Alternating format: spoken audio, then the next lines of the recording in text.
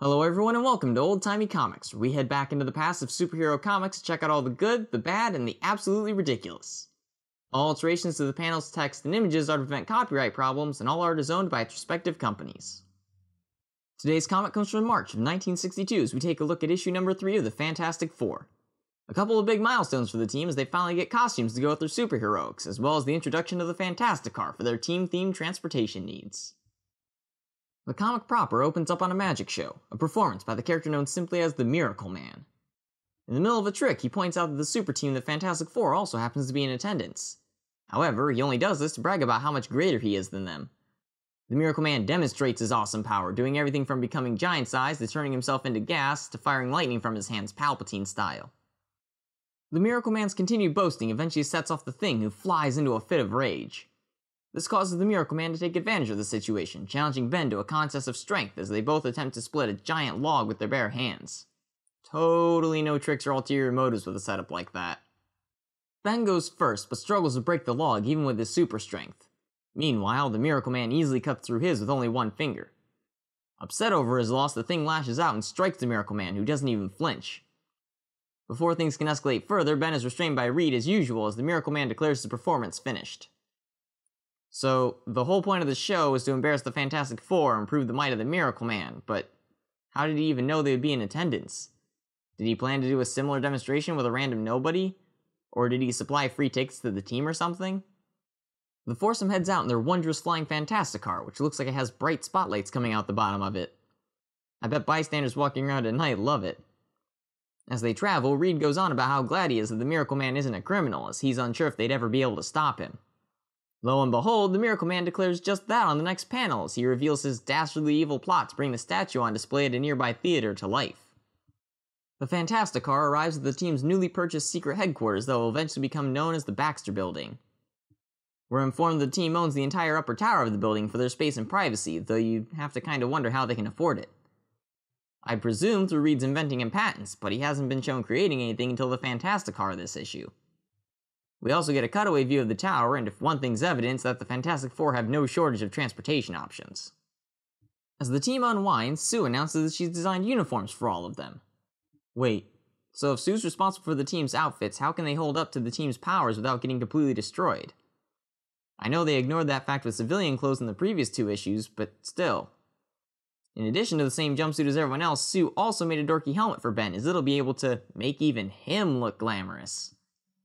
Ouch, Sue, isn't that a bit harsh? Johnny interrupts the presentation as he's watching the news and sees the Miracle Man on TV. Maybe sit back from the television a little bit, Johnny, you'll burn your eyes out. We've got some impossible camera angles though, as first the camera is practically in the crowd, and next it's from the Miracle Man's point of view even though there wasn't another camera in the last shot. But regardless, with merely a gesture from the Miracle Man, the statue comes to life and takes its first steps. The statue begins to rampage, squeezing cars like tin cans, so the police fight back with rocket launchers. Wait, they have access to both machine guns and bazookas? This has to be the most well-armed police force in history. However, before they can fire, just as suddenly as the statue came to life, it simply vanishes without a trace. At the same time, the Commissioner receives a formal note from the Miracle Man as he declares all-out war on the human race. To try and find the disappeared statue, the Fantasti-Car separates into 4 equal sections as the team splits up to search different parts of the city. Reed is the first to stumble on the statue as it smashes its way into a jewelry store, apparently making off with $1 million in merchandise. In order to stop it, Mr. Fantastic makes a net by weaving his body between 2 adjacent buildings. Boy, sure is a good thing all those windows happen to be open and everyone's okay with Reed dragging his body all through their homes. It's also surprising that his body can withstand the weight of a 50-foot or so statue. The Miracle Man quickly comes to the aid of his giant monstrosity. What wondrous powers will he use to free it from its rubber entanglement? He throws a brick at Mr. Fantastic. You'd think being basically made of rubber that a blunt object wouldn't be that effective against Reed, but sure enough it knocks him out and causes his body to collapse on itself as the man and his statue walk off into the distance. The statue next makes its way over to the local ordnance depot where it begins to make off with their new atomic tank. Sure sounds like something you keep locked away in military R&D, not just sitting around at a random military base. Before it can get too far though, Johnny is the next member of the team to come across the statue's path of destruction. While Johnny keeps the statue busy, Ben and Sue arrive on the scene as well, as Ben immediately tosses away his helmet and tears apart his new jumpsuit so he can move. Not that Torch needs the help though, as he simply burns the statue to cinders. The Miracle Man retaliates with his awesome might. He hoses down Johnny with some chemical foam. Why does the military base even have that much chemical foam lying around anyway? Johnny crashes to the ground, leaving Ben to take on the Miracle Man. As he charges, with a single gesture, the Miracle Man causes the ground to open up and swallow the thing. The Miracle Man takes the time to load the tank into a truck as he escapes instead of just driving off of the tank, giving Sue the chance to stow away in the back. The rest of the team meets up at their headquarters while they wait to hear back from Sue. Ben somehow either repaired his jumpsuit or got a new one before he starts a petty fight with Johnny, basically throwing a fit that he's a giant rock monster while Reed and Johnny won the superpower lottery from his perspective. Johnny fights back, but then storms off when Ben complains about him relying on his flame power instead of fighting like a man. Back with the Miracle Man, he offloads the atomic tank, which has inexplicably lost half of the holes it had in the top, in a junkyard and hides it under a pile of scrapped automobiles. Nobody could ever possibly find it, even if the truck it was loaded in is sitting out and the cannons are sticking out of the pile. Sue attempts to sneak up on the Miracle Man, but is sniffed out by a random junkyard dog which begins to bark at her. According to the Miracle Man, dogs never bark at nothing. Yeah, right. So since he can't see anyone, clearly the invisible girl must be there. But if all that's true, why hasn't the dog been barking at the Miracle Man, who's the visible intruder? Unless the dog is actually his and the junkyard is Miracle Man's mangled motors or something. Having outwitted the invisible girl, he takes control of her mind and commands her to signal the rest of the team. So if he can just mind control people, why didn't he do that with the other three to keep them from fighting back in their earlier encounters?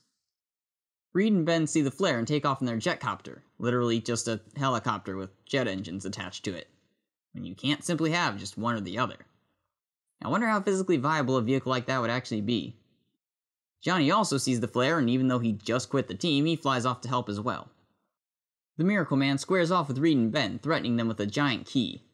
I guess you just find novelty oversized keys lying around junkyards all the time. However, before their eyes, the key reshapes itself into a machine gun as the Miracle Man opens fire on Mr. Fantastic. Follow the bouncing Reed, everybody. Ben eventually steps in to block the bullets with his own body in order to give Reed a break. But why not just charge the Miracle Man instead? That has the double effect of both drawing fire away from Reed as well as ending the issue right then and there. Before they can do anything else to stop him, the Miracle Man grabs Sue and takes off with the atomic tank. So, what was the point of hiding it in the junkyard if you're just going to summon the superheroes to you and run away again? We're just dragging the issue out at this point. Johnny arrives on the scene as the men proceed to pile into one of the antique racing cars that just happens to be stored at the junkyard between races. Even Johnny, because it's just more fun.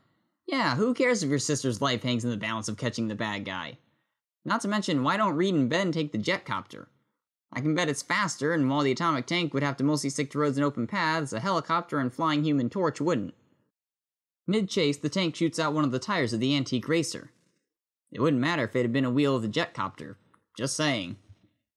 In order to keep them going, Reed pulls a quick switcheroo and takes the place of the missing tire. Rubber body or not, that's gotta be painful. Johnny's had enough of the Miracle Man's shenanigans and flies out in front of the tank before unleashing a blinding flash of light, causing it to crash. The trio quickly falls upon the Miracle Man and demand that he release Sue from his control, which he complies with. Mr. Fantastic now attempts to explain what's been going on all issue. Apparently, everything has just been mass hypnotism on the part of the Miracle Man. So stay with me here. Somehow the Miracle Man managed to hypnotize the population of an entire city, probably even through the TV to get anyone that wasn't physically at the premiere. But they don't even try to explain the method that was used. Not only that, but what if someone hadn't seen his show or the premiere on TV? Everyone would be freaking out that the statue would come to life, and they could just tell people, no it isn't, it's still in front of the theater, likely ruining the entire illusion. Reed reveals how he pieced everything together, as a true Miracle Man could simply create riches instead of having to steal them, or would have just disappeared when confronted by the team instead of fleeing in the atomic tank. Actually, why didn't he do that? After all, he did that with the statue when he originally brought it to life. Or he could have just used hypnotism to make Reed and Johnny think they'd failed earlier instead of having to physically confront them. I mean, that's what he did when the thing tried to bash his head in. Finally, Johnny's bright flash at the end somehow undid all the hypnotism because I guess it was somehow linked to the Miracle Man instead of the brains of all the people who were hypnotized. And yet they still had to order him to release Sue from her hypnotism afterwards. What's up with that? So, yeah, this entire issue just got poked full of plot holes and fell apart right at the end. Wrote up an overly powerful villain and then had to rely on a bunch of bogus hand waves to explain it all away. With the conflict wrapped up, Johnny is still flaming mad at Ben and quits the team for reals this time.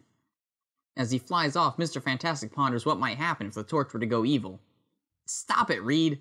Last time you did that, it resulted in this issue, and look where that got us. The man's a walking, talking jinx machine. Thank you so much for watching. If you enjoyed the video, please like and subscribe to show your support, or check out Old Timey Comics on Patreon to truly help the show to grow. Have a character or story you'd like to see covered in an episode? Let me know in the comments.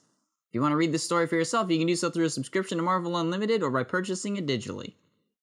Stay tuned for the next episode of Old Timey Comics.